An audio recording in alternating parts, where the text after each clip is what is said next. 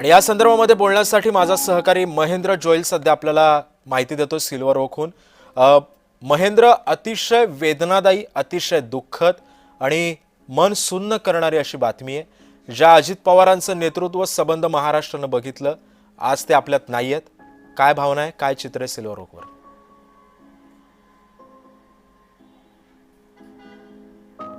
नक्कीच सिद्धेश, काही वेळापूर्वी जे आहे ते शरद पवार या ठिकाणून सिल्वर ओक निवासीहून जे ते बारामतीच्या दिशेने जाण्यासाठी निघाले आहेत। मात्र ही जी दुर्घटना घडली आहे, ही दुर्घटना प्रत्येक महाराष्ट्रातील जो पवार फॅमिलीवर, पवार कुटुंबावरती प्रेम करतोय त्यांच्यासाठी मोठी धक्का आहे। कारण अजित पवारांचं जितकं राग असायचा ज्या व्यक्तीवरती, तितकं ते व्यक्तीवरती प्रेम करायच्या।